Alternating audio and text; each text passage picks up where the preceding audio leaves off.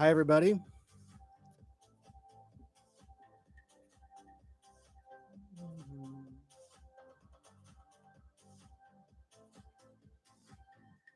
Starting in a couple minutes.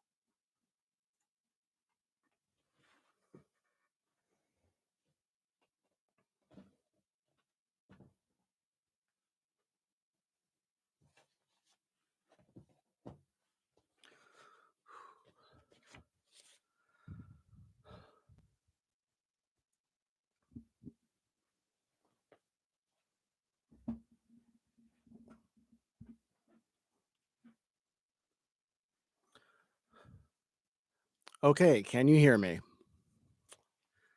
Should be able to.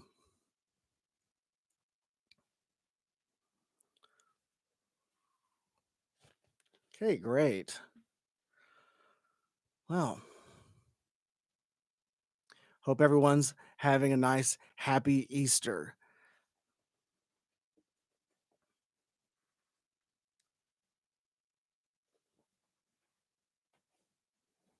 So, welcome to Kaijuvision's charity live stream, which is our first live stream ever, and we'll see how this goes. I'm already enjoying it. So,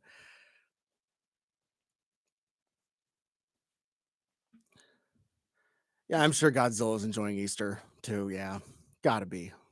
It's a good holiday.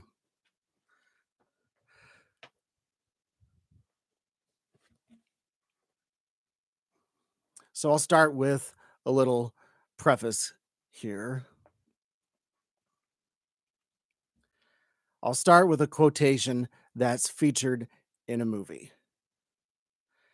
That's a good place to start out for a movie podcast. The movie is 1995's Outbreak, which stars Dustin Hoffman. The quotation's right at the beginning of the movie. If you've seen the movie, you might know what I'm talking about. It's by Nobel Prize winner Joshua Lederberg. Does anyone remember this?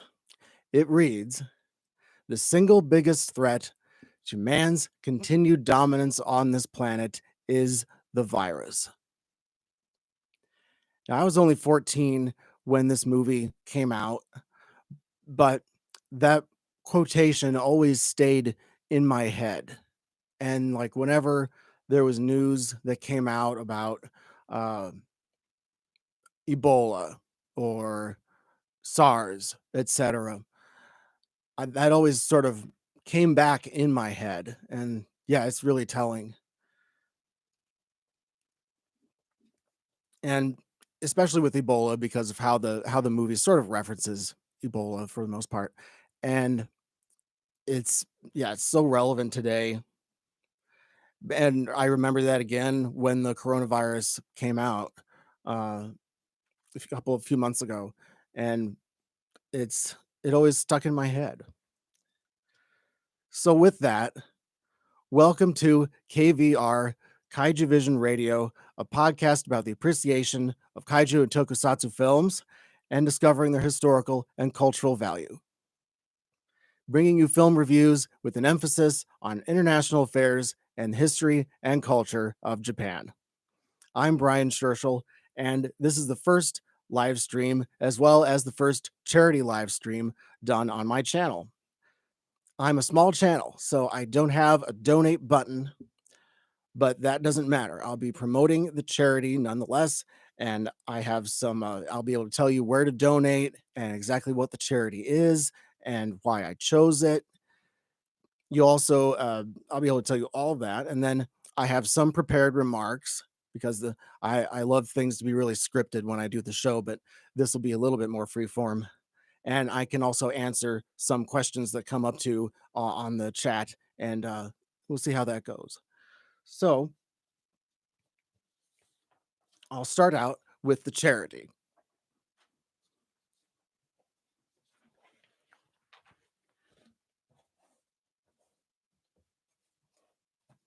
Able to show you what their website looks like here in a second.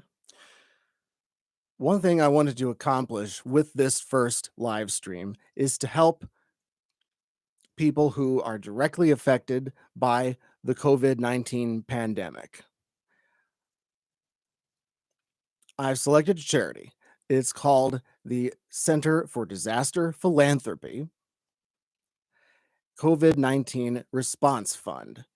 As their site reads, they support preparedness, containment, response, and recovery activities for those most affected and for the first responders. And they focus on the US and they're headquartered in Washington, D.C. So here's what their website looks like. It is disasterphilanthropy.org. So there we go, right here. Oh gosh, that's glary. But as you can tell, there is the website right there. Wow, that looks funny. I'll be able to do a little bit more fancy something later.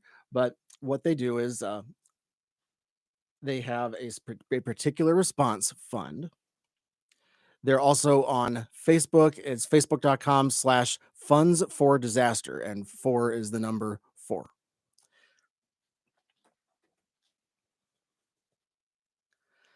What they do is they support healthcare workers, quarantined and especially vulnerable individuals, and hygiene promotion activities. The fund provides capital purchases of masks, gowns, gloves, and other PPE for healthcare workers so they don't get the virus and so that they don't have to be pulled from their job and have to be quarantined themselves so they can do their job in order to save people. Yes, I'll get the link to you in a second, but it is disasterphilanthropy.org. Let's see. The funds go to local clinics, frontline healthcare workers, hygiene education, local food banks, low income families, healthcare supply chains. And I made sure that the Center for Disaster Philanthropy isn't some BS organization looking to cash in on people's goodwill and generosity. I'm going to give you a little bit of the story about how this pandemic has affected me. I don't have the coronavirus. I don't have COVID-19. I'm not affected in the same way that millions of other Americans are. I'm in the same boat as a lot of other Americans who aren't really all that affected. So I'm not going to make this about me, but I've seen a lot of I've seen a lot of posts on Facebook and Twitter, stuff like that, where people are like, "Oh my gosh, I'm so bored," or "I'm dying of loneliness."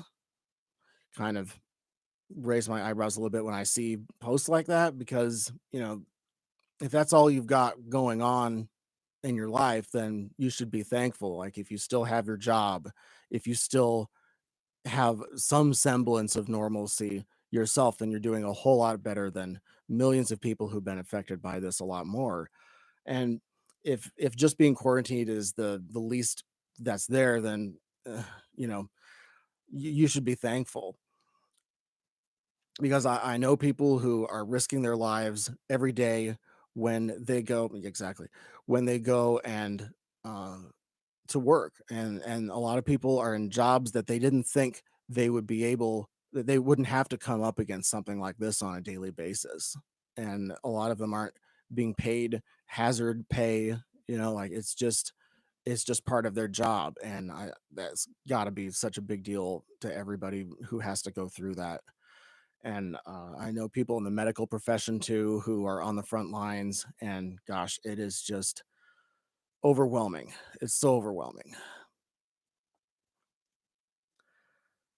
And I don't know, I think probably the best example of just out of touch social media would probably be Madonna when she did a video. She was in her bathtub, soap suds everywhere, and rose petals and the soap suds and all. And she was like, "Everyone's in this together. It's so great because everyone's in this together." And I thought, God, this is so cringy. This is so out of touch. It's one of the most unrelatable things I've ever seen this whole year for sure. Just surreal, really.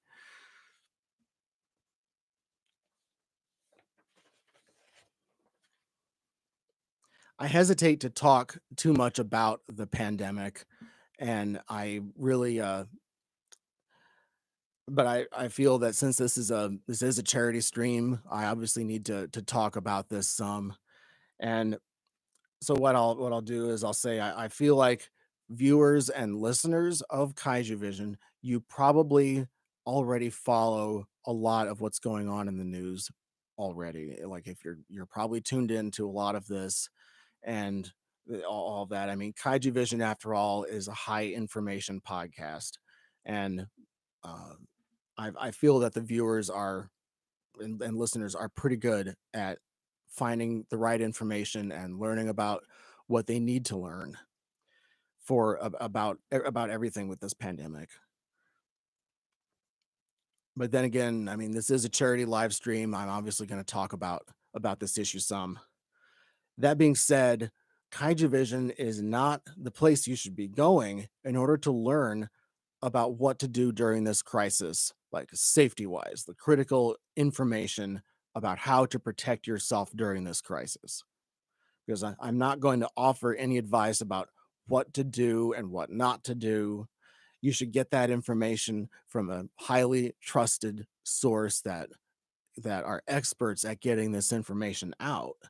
You shouldn't be getting information like that from this Godzilla podcast. You shouldn't be getting this information from any Godzilla podcast.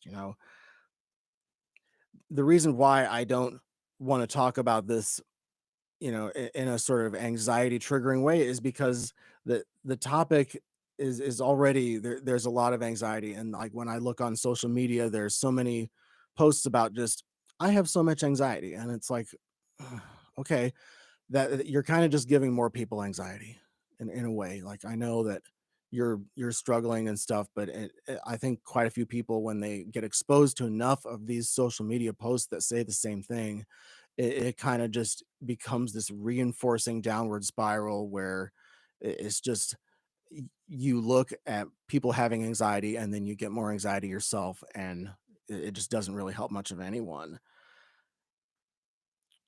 I see so much about the pandemic no matter where I go online, seemingly. And I believe for those who are already as informed as they should be, there's the potential to just make people more anxious.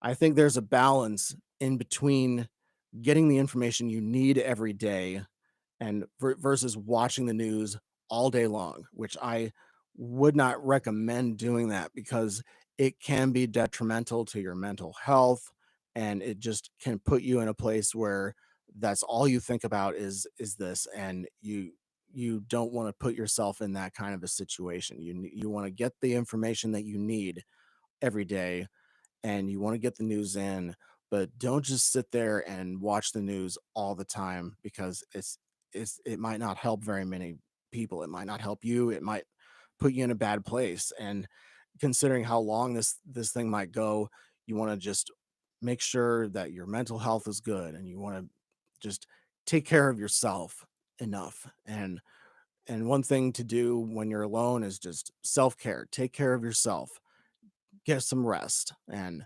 concentrate on what you can do to safely make it through this.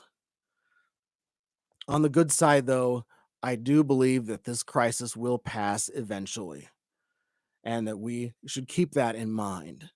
However, since this is going to be a while before that happens, that's why I'm suggesting the Center for Disaster Philanthropy as an option for what you can do and the route that you can go to. And again, that webs that website is disasterphilanthropy.org. It's the COVID-19 Response Fund, and it looks like a very good charity. They give grants, they help food banks, they help healthcare workers on the front line, they get healthcare workers personal protective equipment, PPE, all of that. And it's a great, looks like a great charity. It's headquartered here in Washington D.C. They help this country particularly the most, and there are a lot of big donors, and they are a really good organization. They haven't been around as long as a lot of other charities have, but they uh they seem to be really good. Since Kaijuvision focuses heavily on Japan, I'll address that a little. The situation is just as quickly evolving in Japan as it is here.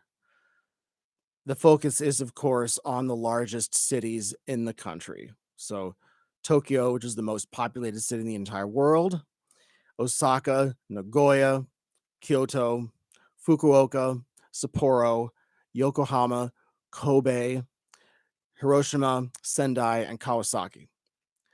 I'm not going to give any numbers of cases. I don't have the newest ones today, and it changes on a daily basis, sometimes hourly basis, just because that information it gets stale in a matter of hours. Generally, though, they're having the same issues that we are: low supply of personal protection equipment, hospitals being overwhelmed with critically ill people, shutdowns of businesses, social distancing procedures. And I wish my absolute best wishes to my friends in Japan and to everyone in Japan who's going through this crisis. This is another national crisis that Japan faces. They have faced many before, but this is yet another new kind of crisis for Japan to go through. And I really hope that they make it through as quickly as possible, and that as few people get the disease as possible. And as far as I want to remind everybody with the nomenclature of this, it's the coronavirus, that's the virus, and then the disease is COVID-19. That's what that's why it's called the COVID-19 pandemic, because it's caused by the coronavirus, and then it's COVID-19, that's the disease.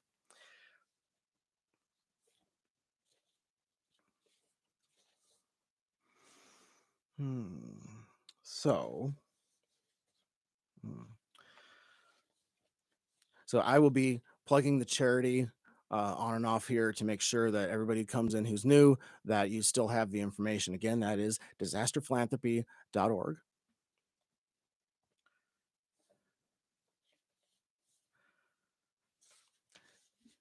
hmm Speaking of which, I'll talk a little bit about the Olympics to keep the coverage on that up. The Olympics has always been a significant topic at Kaiju Vision, going all the way back to the very first episode that was ever recorded, and that was episode 9. Mothra versus Godzilla. That was the first one that was actually recorded. I chose all of the related topics for every single one of these episodes. And for that episode, episode 9, I chose the 1964 Olympics, Typhoon Vera, the bullet trains, and the monorail, because those were all going on in 1964. It was a very busy year in Japan. And I also, however, did a preview for the 2020 Olympics, which in 2017 was when that episode came out. So I talked about what was planned for the 2020 Olympics, which is now the 2021 Olympics, which is, that sounds so strange still. But uh, I talked about some of the sports that was going on, that they are still planning.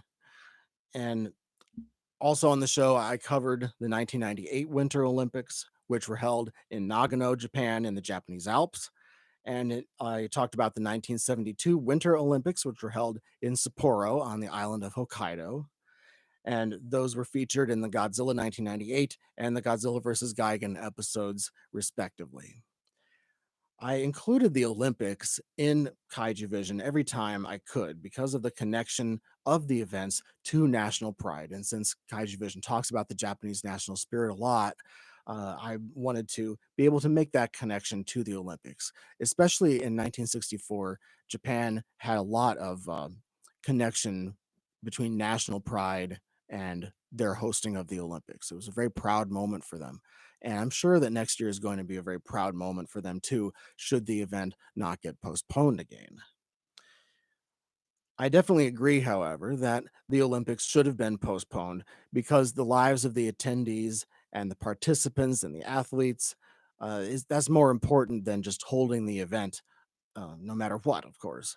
And I know Japan is going to put on a great show for the rest of the world.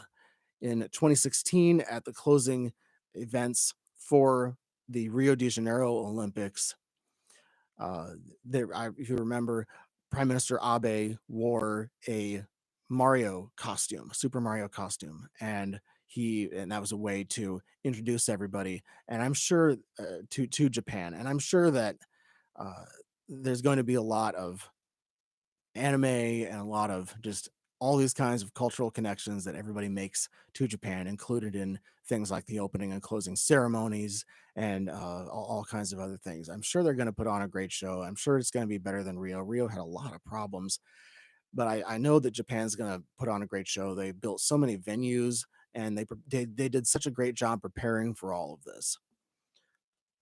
So I'm looking forward to that, and I hope that we'll be out of the woods by the time that the Olympics postponed date went to, which is July 23rd, 2021, and hopefully that doesn't have to be canceled again.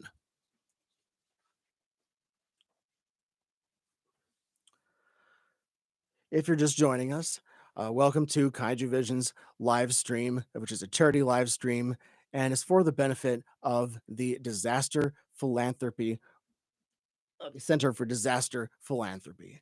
And it is disasterphilanthropy.org. It is headquartered in Washington, D.C., and it is all about helping people with COVID-19 response.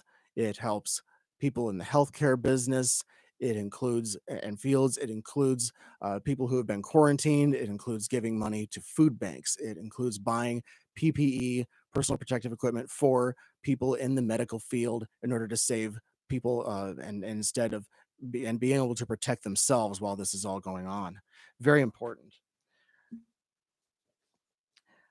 Switching gears again, a friend of mine gave me the information about this, but has anyone seen the show on Amazon Prime called James May, Our Man in Japan?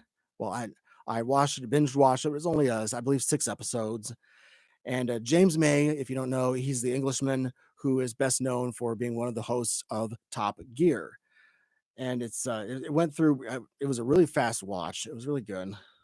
And Kaiju Vision covers quite a few things that he actually touched on, including Shintoism and the shrines, things like that. He visited Hiroshima and covered the atomic bombings, and a really great personality. Keeps it very interesting. Yeah, I love all that. Um, I think the more you know about Japan, the more interesting media from Japan becomes. And the more you know about the history and the culture, the more you know the more it enriches you when you see media from that country. And it becomes more fulfilling. And that's one thing that I set to do with Kaijuvision is I was so intrigued by Godzilla and other tokusatsu and special effects movies because movies in this genre, at least the best movies in this genre, are layered. They have a lot going on in them. They look simple initially, but very often, and they cleverly and fascinatingly reference historical and cultural topics, which were relevant to their time of release when they came out. I picked a topic for each movie and I researched how the movie connects to that issue. And that's really, I thought it was a great idea to be able to just get more of the history and the politics into these movies because they do reference a lot of politics. The viewers then get a bigger and better understanding, and then that results in a greater appreciation of the material. You know, uh, I'll tell you briefly a little bit about my education. I went to a private all male liberal arts college in Indiana called Wabash College. It is, I believe, one of only two all male colleges left in the entire country. It's a great school, it's quite small. I majored in political science and I minored in history, and I graduated with honors. I then went on to graduate school at the Indiana University O'Neill School of Public and Environmental Affairs, where I concentrated in comparative and international affairs. It's the top ranked public administration school in the US, even above the Kennedy School of Government at Harvard University.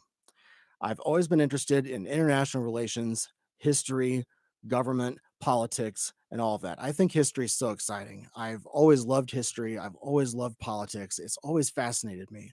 I've always been interested in it. It's just fantastic. I'm a history buff.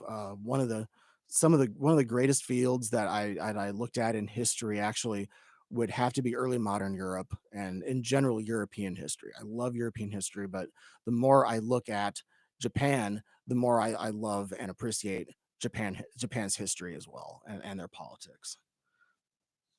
So that's just a little bit of information more about me.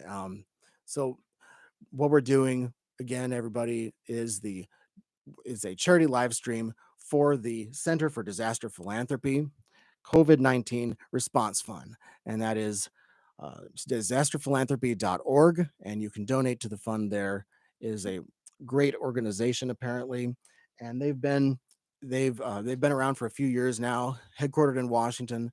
All the money goes to, I believe, the United States and to assist in the pandemic that is unfortunately made a big impact on the United States. One thing I wanted to get out of the way really quick is I'm sure that frequent listeners they uh, they they saw how there was a slowdown in the episodes of the show, and uh, I think I'll just very quickly explain that. I put a little bit on social media, and I put something on the website too, but without going into too much detail, the reasons for the slowdown in episodes up until recently, things are starting back up again now. But mainly it was my health and my responsibilities as a live-in caretaker for my grandmother who passed away in February. She lived 98 years, and I lived with her for the past 15. And even though she lived 98 years, she never saw a pandemic like this in her life because she died. She was born after the flu pandemic, the big influenza pandemic after World War One, and she died right before this began. And so 98 whole years, she didn't see something like this, and now we're all having to see it. And so my responsibilities to her and to my health superseded the show and superseded work on this. And when you don't feel good, you're not gonna put in a whole bunch of effort into something like this. When you're working on the show, you want to feel good enough to work on it. I'm disabled. I have a lot of, few physical health issues, chronic pain, but I don't want to spend too much time on this. But in case you were wondering, that's what was going on. And I am really glad that things are looking up more and that I'm going to be able to spend more time on the show because this was something that I take a lot of pride in, and I really want to make sure that I put my best foot forward on this when I'm feeling up to it. So, hmm. The most recent episode that I worked on and released was the Politics of Shin Godzilla, and I showed some of you Shin Godzilla. I remember I saw it in the theater when it came out. Incredible movie, really great movie, and I think the best Godzilla movie that's come out in the time that I've been alive. Uh, I think without question in my lifetime. Although the 1984 film The Return of Godzilla is absolutely one of my favorites as well. But given how the focus of the Politics of Shin Godzilla works, I'm happy with the feedback and how many views it received because it's such a narrow topic. It's really narrow, and though there are some arguments that have been made defending Shin Godzilla in the fandom and in the fan base, um, a lot of the defenses of Shin Godzilla, they are more focused on comparing it to the MonsterVerse, all of these movies that have come out very recently from Legendary. And well, that is that's not something that I do in this Politics of Shin Godzilla episode. And I encourage you to check that out. Instead, it's about the Japanese being able to do what they frequently have done with Godzilla movies, and that's work through a crisis as a nation. And that's another thing that the Japanese have to do a lot is they have to work through so many disasters that occur in their country, whether it's earthquakes, typhoons, volcanoes, and now the coronavirus and COVID-19, the COVID-19 pandemic. And there's a reason why Shin Godzilla was received so well in Japan and why the critics liked it. And it hits all of the notes that every classic Godzilla movie should hit. And it did that so well. It hit it out of the park. And it's also fascinating that Shin Godzilla did all of this for only about $10 million, which is, to me, that's amazing because there's so many movies in the MonsterVerse that are, you know, 120 million plus, and in some cases, I know that one of them was, I believe it was 240 million. Was I know it was over 200 for King of the Monsters, which is a huge amount of money to spend on a Godzilla movie. That's for sure. Um, I guarantee though that if the original Godzilla film had been released as as it was originally in Japan, if they had released that in the United States, it either like in it was 1954. So releasing that movie on a 1954 America, I really don't know how it would have gone. I don't think it would have gone over very well. I think it would have gone either over people's heads, which is a big one, or it might have actually it might have actually made a lot of people angry, in fact, because they're with the way that the symbolism works and the fact that there's so much politics in that movie, I think it would have maybe made some people rather angry. Um, the original movie was partially about the frustration that the Japanese had towards the United States, namely the war and the nuclear bomb testing at Bikini Atoll, the Castle Bravo test. Yes, it probably would have been released in art houses and probably nowhere else, right? And if it had been given a wide release, it would not have gone over well very much with the audience because it was only 9 years after the war anyway. And so this was still very much in people's minds, very heavily. And I think nowadays, though, when you see the original Godzilla movie, you don't really appreciate just what direction the politics went and how it would not have gone over very well back then. I think probably the same critiques would have been leveled at the same critiques that are leveled at Shin Godzilla now. I think that would have been leveled at the original Godzilla movie back then. They would have said it was nationalistic, and they might have even said it was anti-American. But instead, it was more important to get exposure to it rather than to give everybody the full political just onslaught that this movie is, because um, a much larger audience saw the movie as a result of the cut version with Raymond Burr back in. I absolutely love Raymond Burr, and I think the movie is still good on its own. And there's initially, I think I was a little bit harder on it because uh, I want all of the politics to be retained, but the movie did have a really good function, which was to get exposure to Godzilla to the overall larger population rather than just a small audience. And because otherwise, I don't think people would have known as much in pop culture. It wouldn't have made the impact that it eventually ended up making. In particular, in the 1954 movie, the aspect of the self-victimization especially would have not gone over very well, considering Japan was both an aggressor and a victim of World War II. And with Shin Godzilla, we didn't wait over a generation before we saw the real Shin Godzilla. We saw the real thing right away. And I think the one thing that changed it. Well, first of all, I can't imagine a cut down version of Shin Godzilla. I don't think it would have gone over well at all. I think it would have been just this cut up mess. But I wouldn't have seen. I wouldn't have thought that that version would have been successful. So it didn't surprise me that some people got really angry with Shin Godzilla when it came out. They were upset about the patriotism in the movie, and they decided to call it nationalism, and then leveled all these charges against it.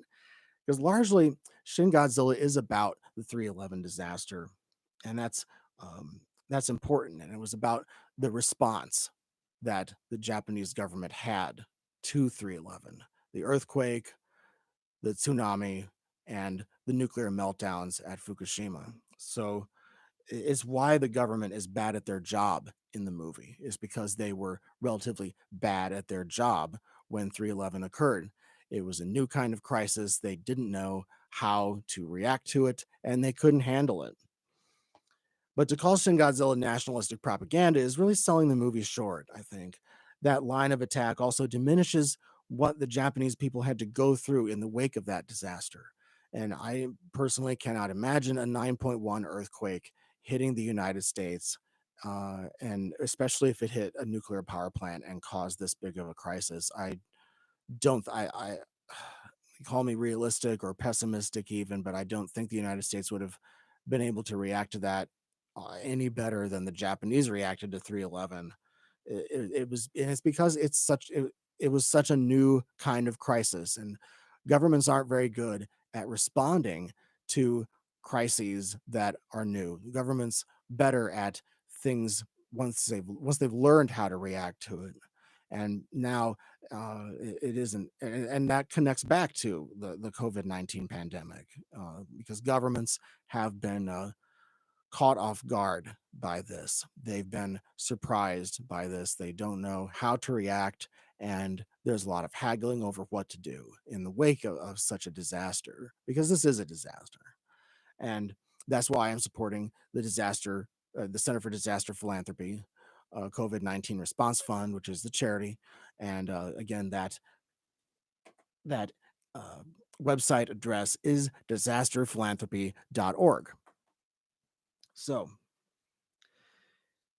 so just like the original Godzilla movie, Shin Godzilla helped Japanese people to work through the complex emotions that they had in the wake of a disaster as bad as 311. I don't know how easy it would be to make a Godzilla movie where Godzilla is a pandemic. I don't know if that's really all that necessary or called for. Um, I sort of shudder at the movies that could be made as a result of this pandemic.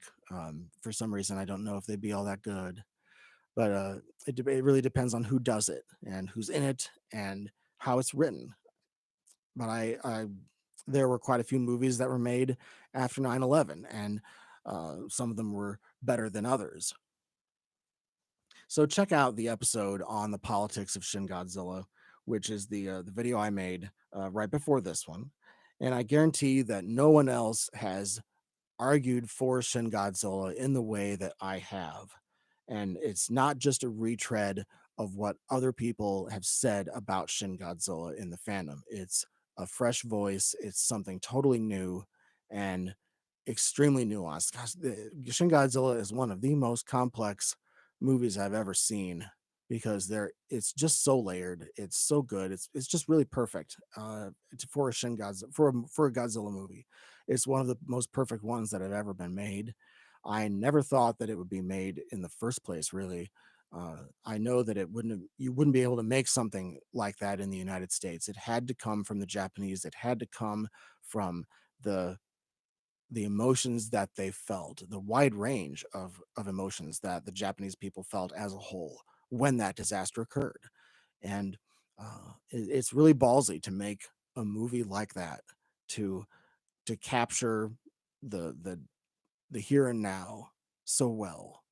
And I never thought that it would be made. I figured that possibly that Toho would have just made something very normal in comparison and just left it at that. Because if you put a franchise like this in the hands of the wrong people, then well, it's not going to be as good. But this time around, it was a home run. They really hit it out of the park. I was amazed at how well they did. The writing's great. The camera work is great. I mean, to have a movie that good and have it shot so well at the same time, because if you didn't shoot that movie, if they had shot it differently, if they'd had longer takes, if they hadn't have been as inventive, it wouldn't have been as good. It would have been more boring. And I think that that's extremely good that they were able to spend the time to make a package that was compelling. And it did so well with awards. It did so well with the critics too. The critics absolutely loved it for the most part. And so I am really happy that it was a success, and I'm really looking forward to what Toho has next coming up, and I'll be really happy with what they do. I'm sure if they do it right. I mean, that I trust them to be able to make good content, and I trust them to be able to do a good job because they know. I mean, Shin Godzilla really proved that they know what they were doing. So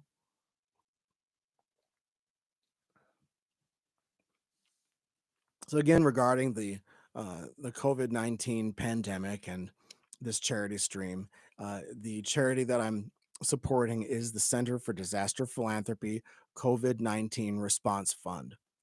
They help food banks. They help healthcare workers with personal protection equipment and other equipment. They help people who are under quarantine and who are sick. They do a lot for people. And right now, America is going through uh, the kind of crises that Japan goes through on a more regular basis. And I hope that we can get through this as quickly as possible and as few people as possible get the disease because um, it is very bad and it's something that we as a nation should try to put our best foot forward and move through this as best as possible. um, I think that the best way to do that is to do what the doctors say, do what the CDC says to do to protect yourself, and especially to not endanger other people and give it to them because that's very irresponsible.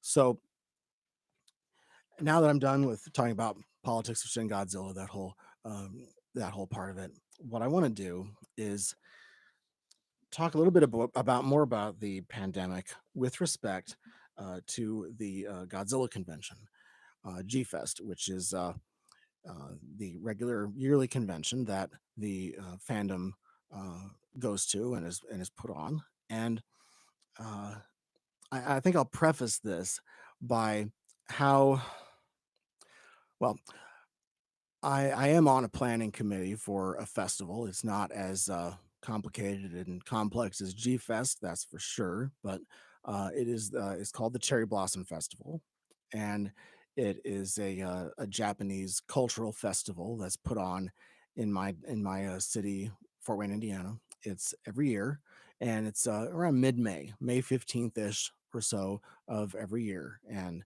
it's a wonderful festival, and I'm on the planning committee for it. Great people. It's such a good event, and it only lasts a day, but there's so much going on at this event. There's so much to do all over the place. It's held at the main library downtown, and there's a courtyard outside where there's a whole lot of stuff going on. There's food trucks. There's dancers. There's songs. There's music. There's a little karaoke thing. There's a Japanese tea ceremony. There's a lot going on there, and it's really fantastic. There's booths that you can buy all kinds of Japanese stuff, uh, and also every year, typically the consul general from Japan to the United States shows up at the event every year. So there's that component too. He's the consul general is headquartered in at least the consul general who comes here is headquartered in Chicago, which has been very hard hit by the pandemic, of course, especially in this region. Chicago, Detroit, and to a lesser extent Indianapolis have been hit very hard by this. Um, and so, as a member of that planning committee, we, I and all of the other people on the committee, we were keeping track of the news about this, and of course, we had to take a look at how this obviously affected people in Japan and how it might in the future affect people in Japan. It's only really starting in Japan now, unfortunately, but um, and we hope that Japan has good luck and can work through this crisis as best as possible, of course. Um, but one thing we did on that planning committee was we, as it got worse in March, we realized, okay, this isn't going to be good. We know that by the time May 15th rolls around, that this is going to be worse, if anything. And this was something that we figured would happen. We weren't really sure how bad it was going to be. March 2nd, March 3rd, we saw it coming for sure. And at that point, it wasn't long after that the library system decided to close down along with a whole bunch of other entities and businesses in the city. And it was for other people's safety. It was for the safety of the attendees, for the safety of the vendors, the committee, the audiences, the consul general, you know, and that's very important to be able to protect your attendees and your guests of honor at the event. I mean, the mayor shows up at the event every year too. There are city councilmen, etc. And not that their lives are more important than anyone else's, but uh, if you need to ensure that guests that you have come to the festival can be safe, and uh, that they don't go back home sick, or worse, if they're from outside of the country, that they come here and then they become sick and they can't go home because they're restricted. So it's very difficult to hold an event like that with an international component. But regarding G Fest, I've been rather surprised. I mean, everybody's seen the tweets and the various other kind of communications from G Fest, and I saw the reactions to it, and of course, it was rather problematic, to say the least. And is and in, and when you have an event like this that is that has an international component to it, just like the festival that I'm on the committee for, that is a problem. It makes things more complicated, and so because anything with international component to it makes it harder. There was um, something that I did notice with GFest though, is that they did release a statement that came out recently that was um, pretty well polished. It was well prepared. It was a nice written statement, and I think they did a relatively good job on that statement. Um,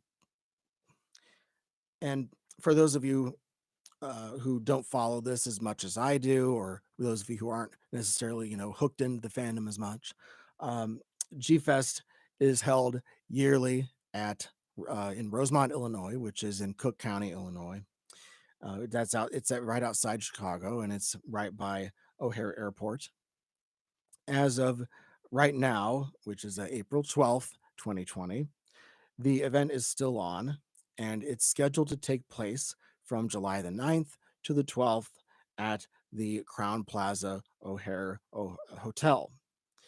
There's been a great deal said about whether this event should go forward or whether it should be canceled. And I'm not going to say one way or the other because I'm not on the planning committee and I'm not um, I'm not hooked into the all of the system at the convention. Really, it's really up to them to decide. Uh, for now, those in charge of the convention have adopted a sort of wait and see policy. And I attended the convention in 2017, 2018, and 2019. And you can also check on the YouTube channel here to look at some of the panels that I've been on and some of the panels that I've shared as well. And it's a great event. Um, and I really think it's a good event, and it's fun. It's interesting. You get to meet a lot of people. It's a good time. Um, there is a little to be said though about the special guests that come to the convention.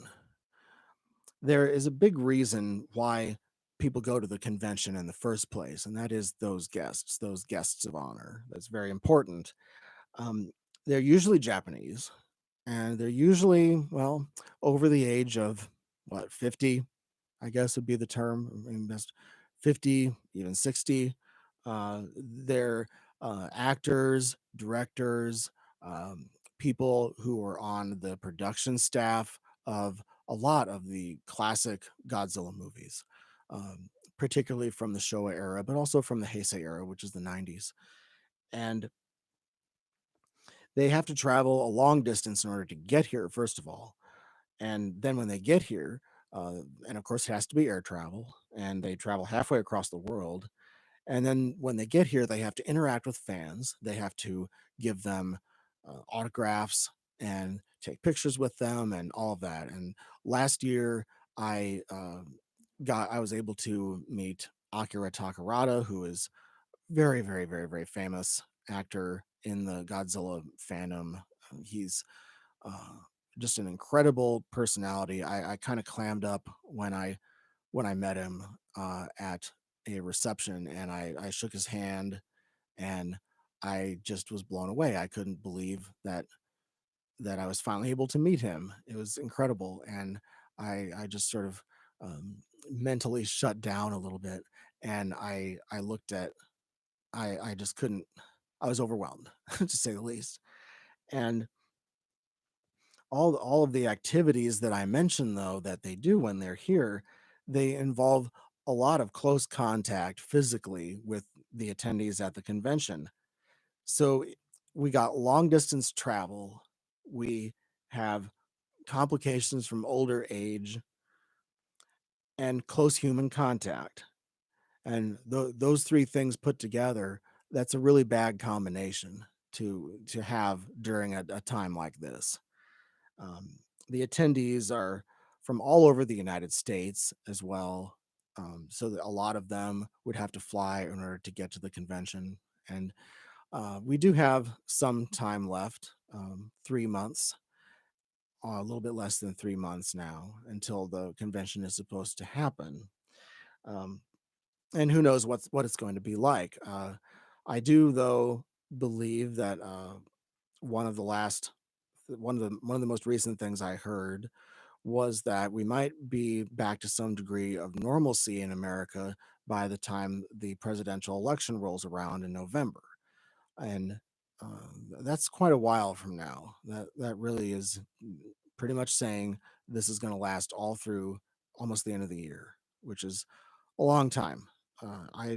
I'm personally am not surprised by that date estimation, because the when this all began, the overall timeline was, we need to minimize the number of people getting the virus, but then we also need to get a vaccine for it. And until you get to that vaccine, or until you find a treatment that is going to massively reduce the risk of fatalities from this, that it's really those two things that will help us get out of this the most.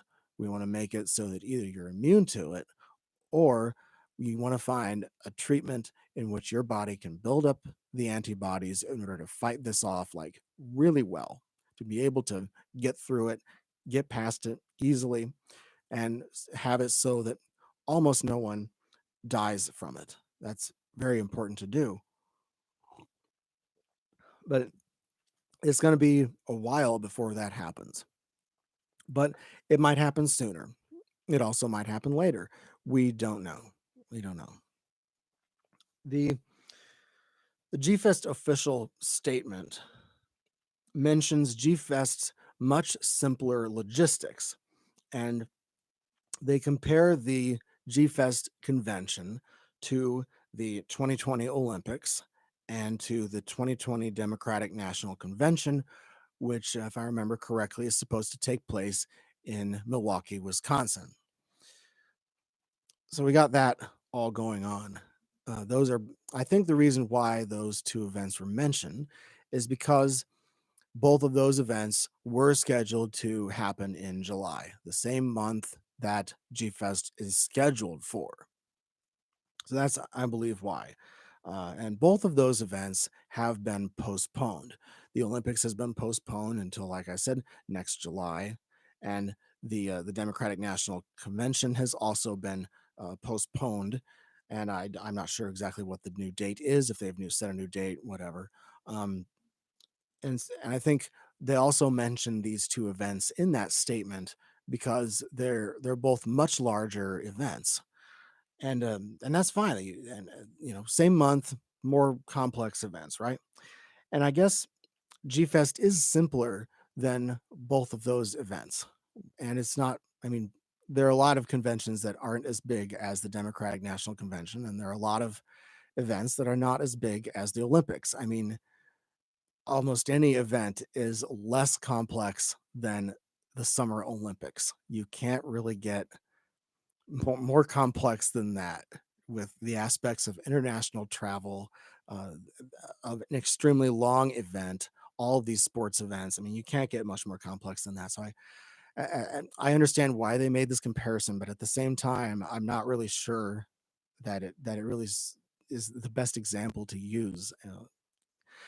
But either way, um, but not every conference, though, that's in America has guests of honor that primarily come from Japan, and that I think that's an important takeaway from this.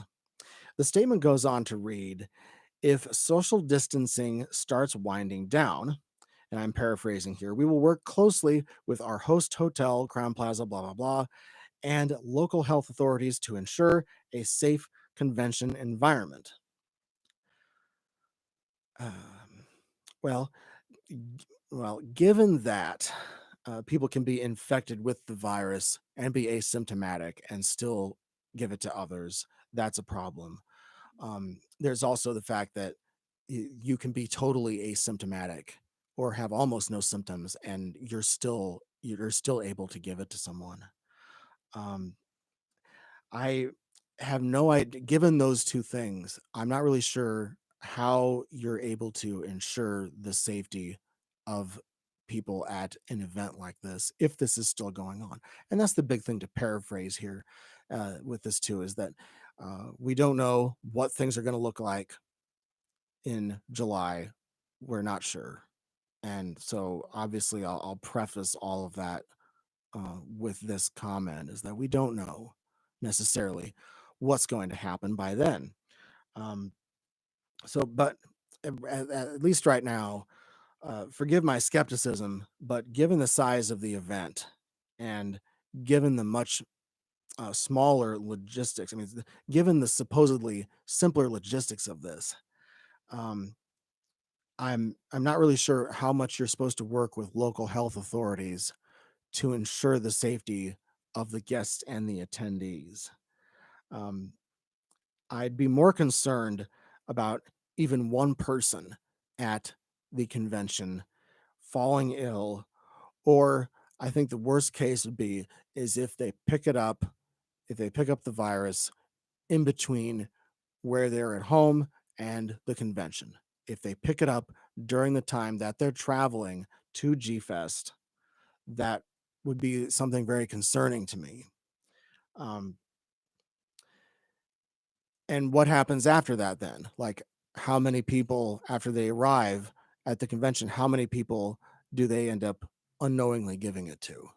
And how many people then come in contact, and then the people that those people come in contact with, and that's how this works, unfortunately.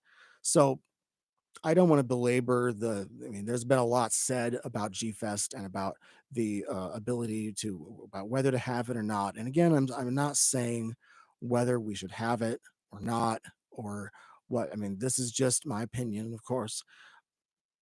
But my point is that the 3,000 people isn't small. Uh, I mean, yes, if you compare it to the 2020 or now 2021 Olympics, sure, that's small, but I mean, it's kind of an easy comparison to make. And but 3,000 people isn't small, and the guests of honor and attendees, I hope that they shouldn't have to put their lives at risk. And I think one of the tweets replying to one of the statements from G Fest was, it would be really bad if someone fell ill or possibly even died from attending their favorite Godzilla convention. I think that would be, I would agree with that sentiment. And the other thing here to remember is, I'm sorry, my mouth's dry.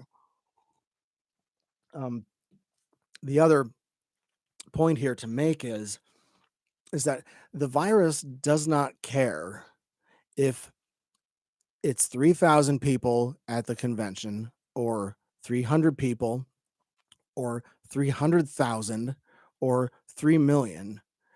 It doesn't matter. The virus doesn't know how big the event is.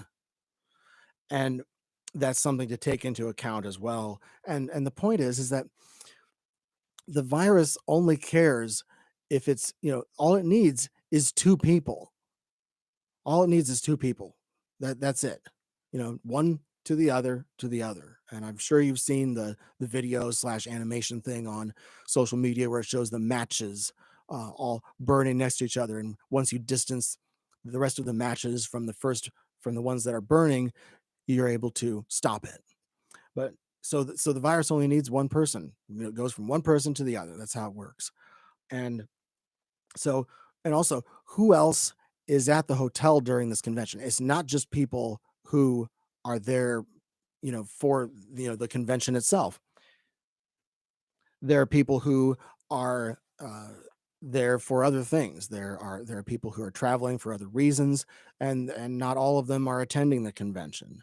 There are also people at other hotels that went, there are like what, three satellite hotels that are also officially affiliated with the convention, two or three, and they so who all is at those hotels, and then of course the airports. Who's all at the airports for this? That I mean, there are a lot of interactions that you could make on the way to a convention like this. You could pick it up, and then who knows what happens to you and everyone else at the convention then. Um, so there are a lot of variables here and I think it's very important to recognize these variables. Do I hope that the convention will uh, be able to happen? Sure. Yeah. I mean, I'm scheduled to attend, and I haven't pulled out. And I hope that by the time July 9th comes around, that it will, that we'll be in a lot better place than when we are now. So am I saying that the event should be canceled? I don't believe that it should be canceled necessarily, but I think I think you need to take a very, very close examination of this and make the right choice. And uh, I don't have any problem with them taking a wait and see approach. That's prudent, but um, I wouldn't want G-Fest to be the reason, though, why someone could get the coronavirus. I don't want G-Fest to be the reason that anybody actually dies, because that would be very, very unfortunate. Um, it would also be very tragic if a guest of honor took a chance and came to the convention and then became sick while in the United States and then wasn't able to return to Japan. Instead, they ended up being quarantined here, or they had to take one of those, um, rescue flights.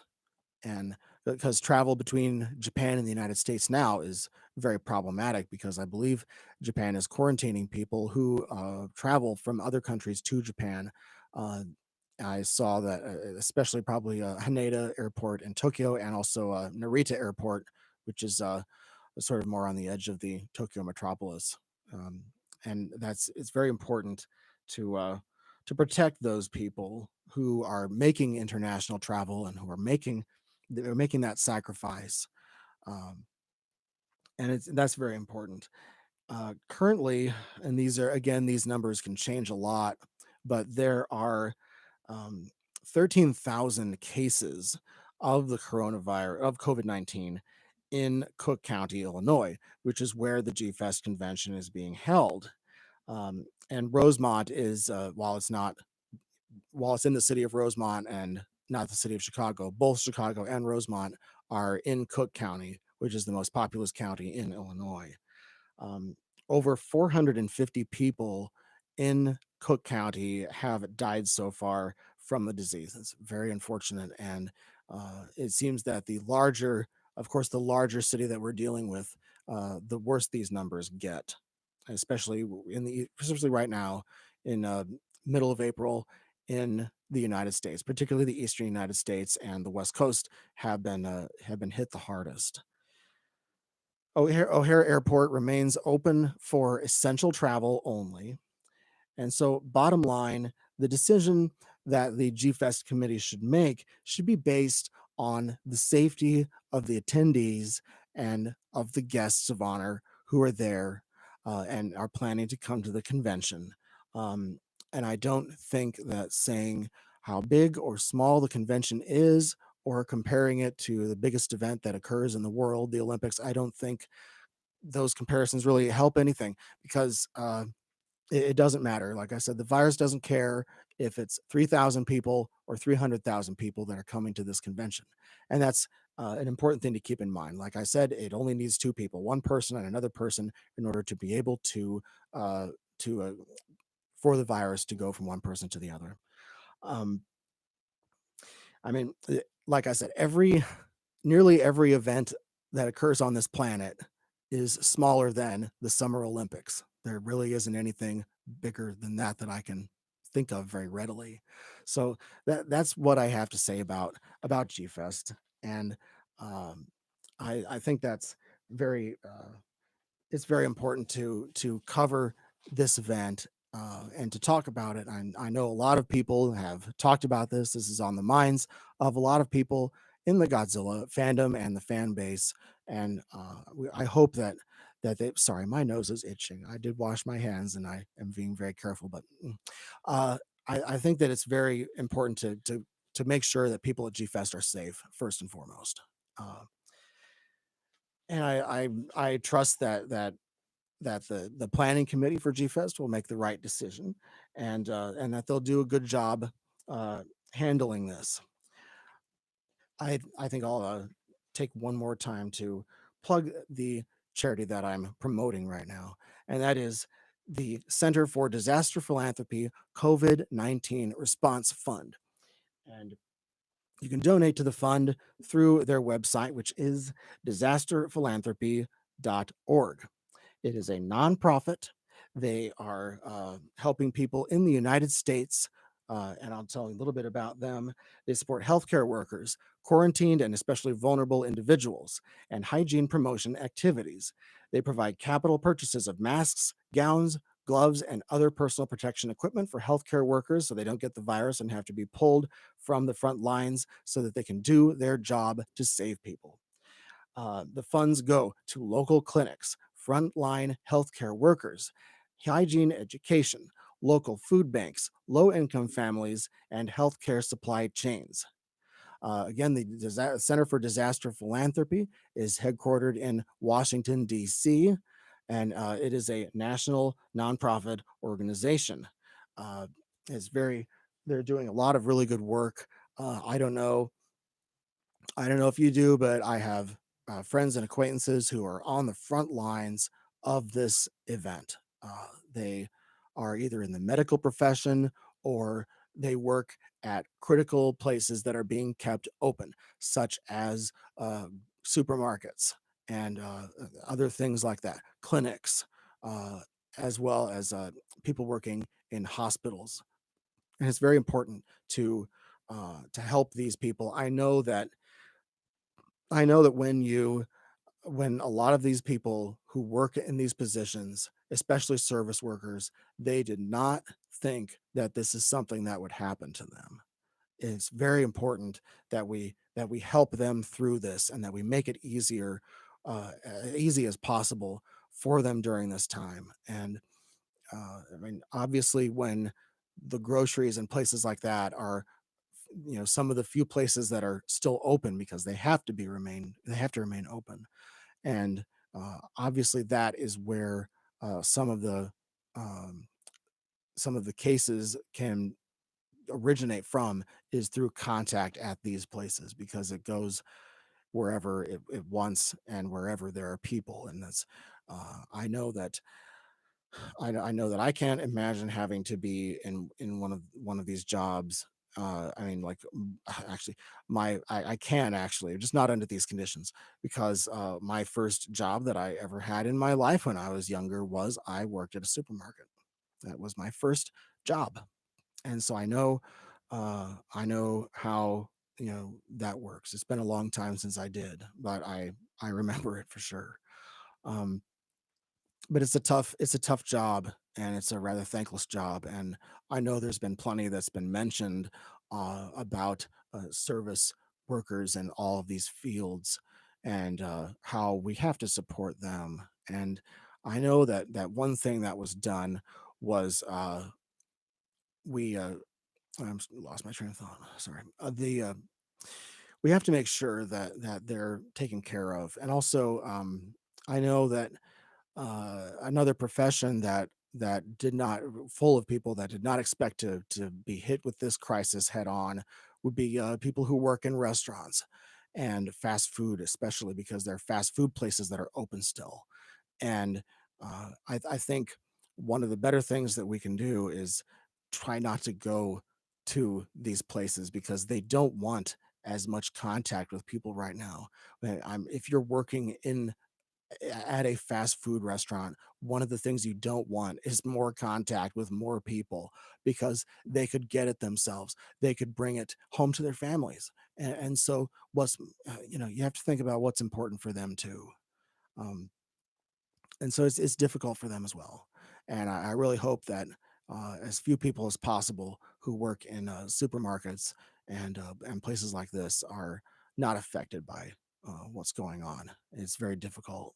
Um, but like I said, one of the first job that I ever had was I worked at a supermarket. I was bagging groceries for people, and back then it was the older times, and I took their groceries out to their car for them and put them in their trunks and things like that. Um, so having worked in that field, I feel like I can understand more about what everybody in that field is going through. But um, very difficult. Um, let's take a look here. So when preparing for this, I mean, I typically write almost everything for the show. Nearly everything for Kaijuvision is written down beforehand. Um, Rather, sometimes hurts my hand, of course, because have a little bit of arthritis, but I'm able to get through it. And I think that it's important that that the fandom and the fan base is served with a show that does a lot more. And when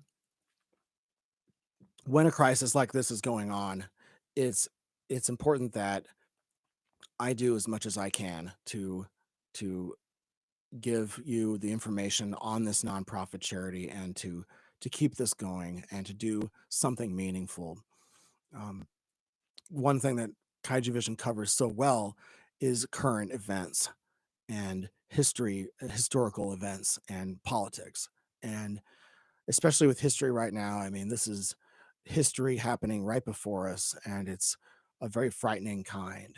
And this is something I wish would never have to see in my lifetime. Um, but this is something that it is one for the history books. It will be remembered very hugely. I think everybody who's around now will remember it for the rest of their lives. And um, it's too bad that this has to happen. I don't know if I'm the only one who sort of reserved in the back of your mind that this could possibly something like this could possibly have occurred during our lifetime. Um, I when I thought about that more when Ebola was getting worse, and we started getting cases of Ebola here. But this is coronavirus is quite different from that. But either way, this was something that I kind of reserved in the back of my head. This something like this could happen. Um, I want to see if there are any other questions that anyone has from the chat, either about the show or about any questions about what I said about G Fest, the Godzilla convention that happens every year in Illinois, or if you have any further remarks that you think that I should cover here. But again, the charity is the Center for Disaster Philanthropy COVID-19 Response Fund, and I want to make sure that we get help through that organization to as many people as possible, especially people who have problems with food insecurity. And because I know that I'm sure you've seen the pictures of all the huge lines of cars waiting at for food at the food banks, and especially with things like food security. Um, the economy, of course, has been very heavily affected by the pandemic, particularly. Uh, there have been so many people who have lost their jobs. Of course, it's mind-boggling how many people have lost their jobs. The number of people is just staggering, really impossible to think of. It's one of those figures that it's too big for the mind to imagine. Uh, the also is the huge interruption in supply chains throughout the world, especially since it started in China, which is one of the biggest manufacturing countries in the world, and the supply chains are connected so much to between the United States and China and other countries. One thing that Japan has done recently, and I covered this I tweeted about this, was that Japan said that that the Japanese government they allocated some funds in order to help businesses relocate some of their supply chain and some of their production from China back to Japan because of the need for security in those supply chains. And it's something that I thought could possibly occur is this sort of renationalizing in a way, even though it's not formally nationalizing. I'm just meaning bringing back to your home country some of the more crucial, more crucial manufacturing jobs and production facilities. So, in order to protect those supply chains and to make sure that there isn't such a huge interruption when events like this occur, because Japan and China have a massive amount of trade between them. Uh, and I believe auto manufacturing was one of the industries that Japan wants to try to get a little bit more of their supply chain out of China and back to Japan, just so that things aren't so interrupted when when events like this occur. And it could be disasters like typhoons, whatever. But it's just that this time around, it's the coronavirus. That's very that's very important to make sure that we do that, and because when you have a globalized economy, it's very uh, shocking how much interruption can occur when something like this of this nature occurs. Um, and for everybody who has lost their jobs, I really feel for you a lot.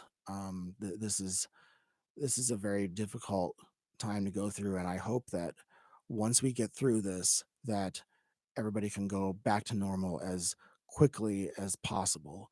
I've seen a number of news stories that say that we should not, it's not like it's going to be a light switch that we just flip back on, but I hope that it is as close to that as possible. But I don't want to belabor any of this any more than possible. We've gone about 80 minutes now through this, and my voice is starting to go a little bit now. But um, if unless you have any questions about about GFest, what I said about GFest, if you're coming into the stream now, I do mention I took about 10 minutes and talked about the situation with GFest in the in regards to how the coronavirus is affecting it and how the committee responded to that. There's been enough talk about this topic on social media and various other places about the convention. Um, but like I said, I don't know if it isn't my decision about what they should do and what they shouldn't. It's really more about what they should try to focus on, which is to protect everyone at the convention and to make sure that their safety is the paramount thing that is being considered.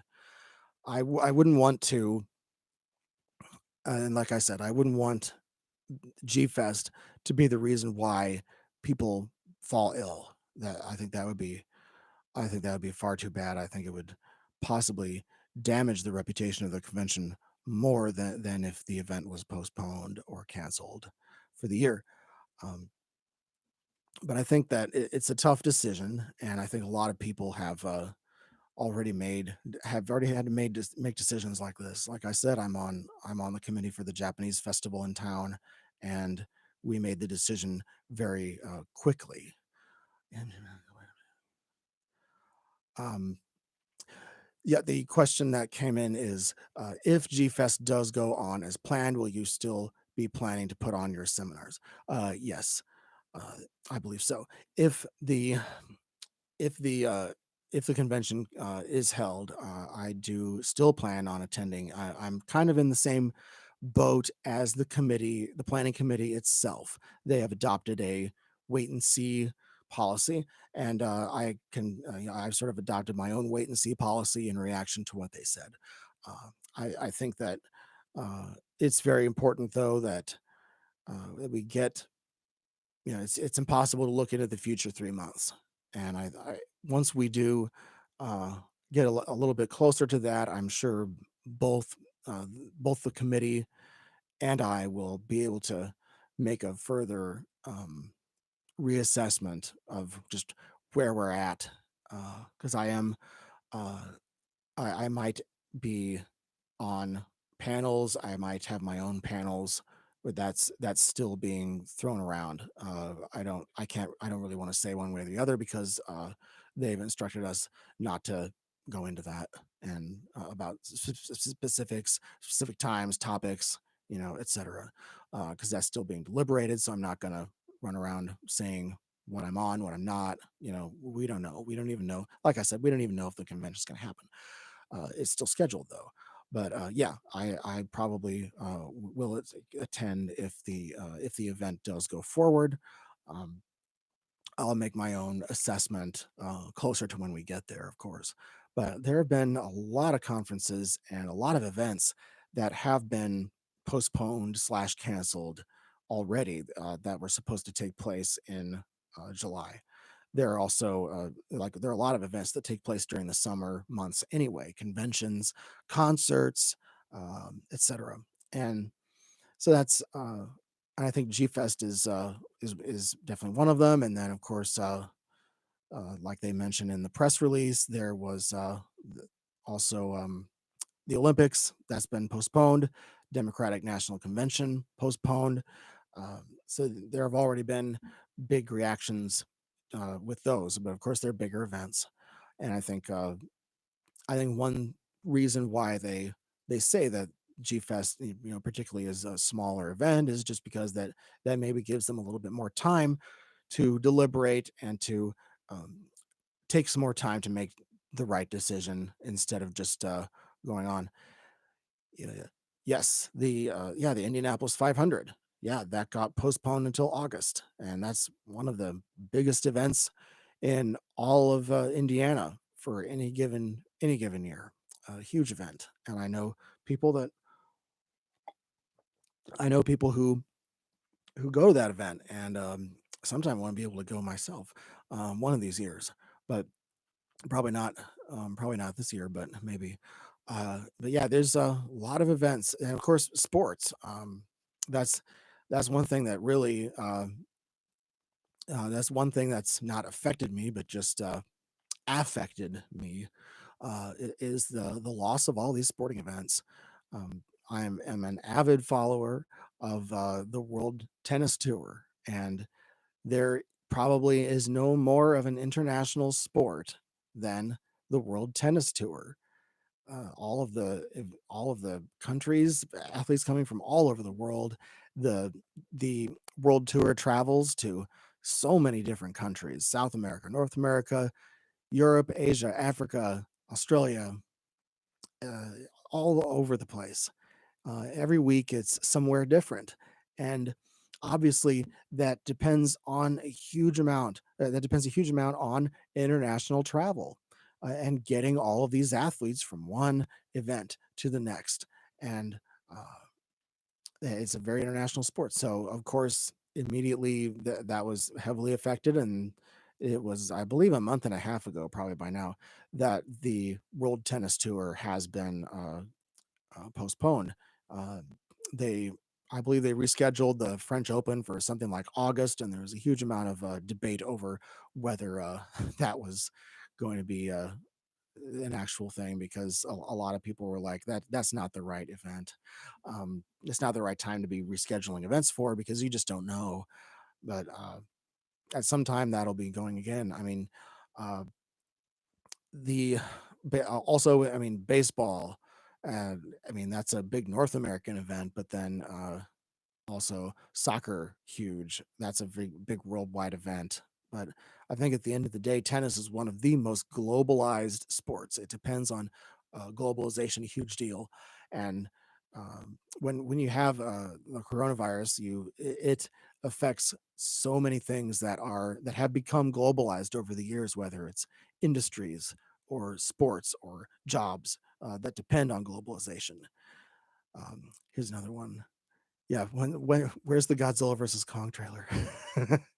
That, um, I would think that right now might not be the greatest time to be releasing movie trailers. That's just my, I mean, I don't know. We'll see what happens, but, uh, that's one thing that I don't really think about all that much is when's the next trailer gonna be? And, uh, this is pretty funny, but I think that, uh I mean, the one thing that really, I knew would happen, but it was like a month ago now, I think that it was announced, but, the Bond movie got, postponed, and I'm pretty sure that it's done, and it was supposed to be released, I believe, on, yeah, April 8th. So 4 days ago was when the original release was supposed to happen. But yeah, and then look at Hollywood. Hollywood is another, in the movie industry, that's another business that is highly globalized. And I'm looking forward to seeing the movie. I'm not only a big Godzilla fan, but I am a very big Bond fan. I love James Bond movies, and so we have to have that all put on hold now too. Yeah, yeah. That September. If you're talking the uh, about the movie, it might be September that movies start up again, and Godzilla versus Kong itself that got pushed to, I believe, November. Um, oh yeah, Prophecies of Nostradamus. Yes, um, I said in the Politics of Shin Godzilla episode, I did mention that uh, that Prophecies of Nostradamus is going to be the next episode, and I was just telling somebody about this yesterday, but I don't know. I mean, given how intense I get into movies when I cover them on the show, I'm I'm not really sure how I want to go about, or if I want to cover that movie at this time. Uh, it's not a good time to cover this movie. No, uh, it's full of apocalyptic imagery, and it's full of uh, all of this just doom and everything. And I'm not sure if I'm up to covering it. And because I mean, considering how many times I'm going to end up watching this movie during the time that I'm writing about it, I don't know if I can handle I mean, I don't know if I want to. I mean, I know I can handle it, but I don't know if I want to like put myself through it.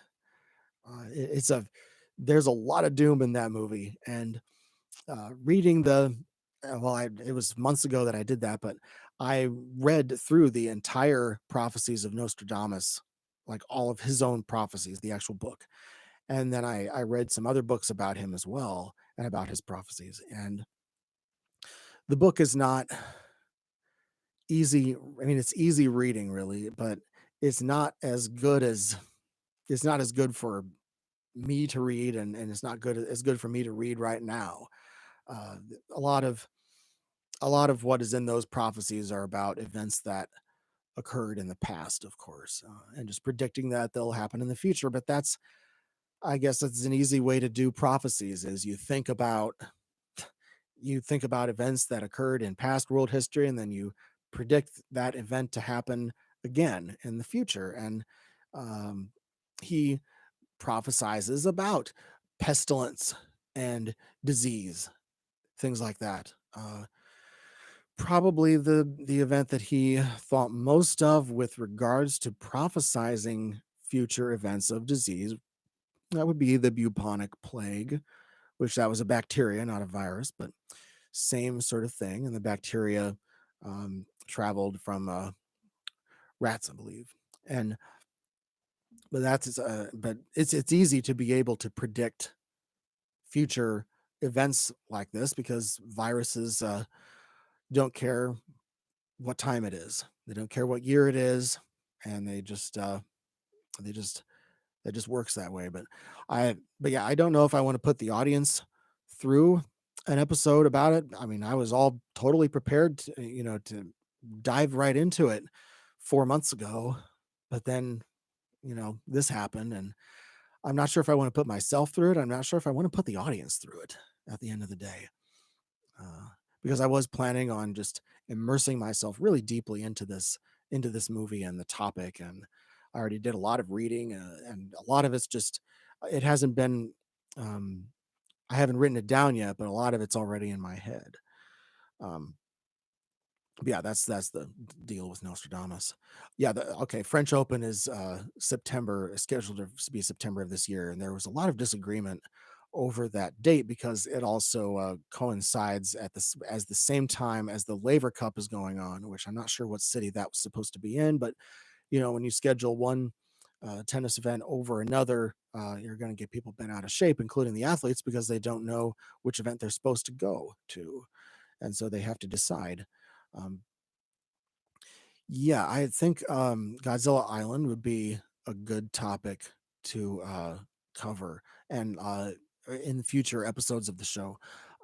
They're like TV would be good to cover TV episodes, and I also thought about doing some other things with the Godzilla movies in particular um, as well. So yeah, Rega God of the Monsters. Yeah, that'd be another one. I've heard of it rather extensively now, but it's not something that I've decided about whether to cover yet or not. But that's another one to try discussing. Um, you've already had Last War and the Submersion of Japan. That's enough apocalyptic depression for one season. Yeah, um, the Submersion of Japan episode ended up being just wonderful. It's I think maybe my most favorite episode of the show. I spent a lot of time watching that movie over and over and over again, and there's a lot of doom in that. I mean, Japan sinking into the ocean is uh, a big deal, and and I read the book for that too. And gosh, it's a great book. I would love to see the totally unabridged version of that book come out too in English. And The Last War is another one that was covered on the show as well. And The Last War is a fantastic episode. Danny DeManna from the Godzilla novelization project was in that. And then the Submersion of Japan episode, the wonderful author John LeMay was the guest for that one. And we really covered that movie well. And I part of that episode was the interview with John, and then part of it was covering the Tokyo 1923 Kanto earthquake, which that's another just very apocalyptic event to cover. So at least I was able to get the Last War and Submersion of Japan in before this occurred. But Nostradamus, it's kind of like, wow, I know that it'll be a great episode when it comes out because it's one of my favorite movies that I've covered or that I will be covering on the show, and it's one of those movies that's really tailor made for a show like Kaijuvision because of all the connection to history and culture and current events. Just fantastic to cover that show or cover that movie. I do want to plug the charity one more time. It is the Center for Disaster Philanthropy, the CDP, and their website is disasterphilanthropy.org. It is the Center for Disaster Philanthropy COVID-19 Response Fund. They have on here updates on how to respond. The situation is changing rapidly. This is from their website. Um, On April 10th, the global death toll surpassed 100,000. There have been 1,673,423 confirmed cases of COVID-19, the disease caused by the coronavirus, all over the world, according to Johns Hopkins University. Which, in case you don't know, there is a really good website that's available from Johns Hopkins University, and it's the entire globe. And you can look at every single province and state, and most of the cases, you can look at the cities about the numbers of COVID 19 cases and how many there are. And what the fund does is they provide capital purchases of masks, gowns, and gloves and other personal protection equipment to healthcare workers. They support people who are quarantined and especially vulnerable individuals, and they promote hygiene activities in order to prevent the transfer of the virus. The fund provides support to especially vulnerable individuals and those who are quarantined. The funds go to local clinics, frontline healthcare workers, hygiene education, local food banks, low-income families, healthcare supply chains.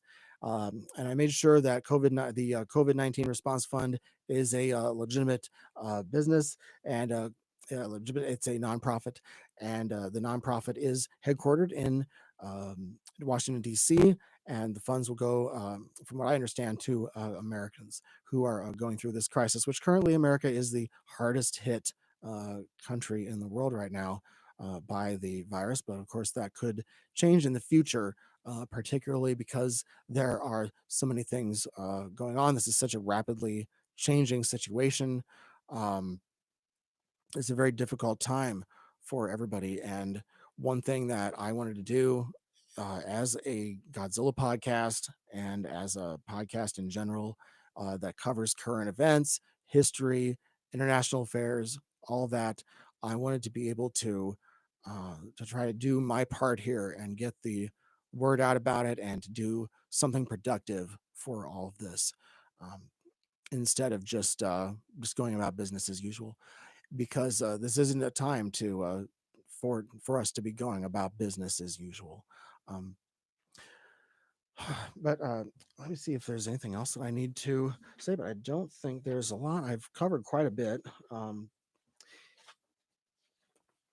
But thank you for the questions, and thank you for that. Oh, there's one question here about King Kong Escapes. Yes, I did watch that. I have seen it a couple times now, and that's a lot more fun movie. And I'm not sure how much I'm gonna change the list of episodes I have scheduled to go. I might just go about it and just just decide as it comes what I'm gonna do with this. But I'm glad that I was able to have you here today, regardless of the circumstances, of course. Um, so I'll do our conclusion and have it at that. If you liked the content on my channel, like, share, subscribe. Let me know in the comments what you thought of today's live stream. When I'm done with the live stream, I will grab the audio from it and then I will turn that into a podcast episode and post the audio of that. Um, If you'd like to send some feedback, I'd love to hear from you.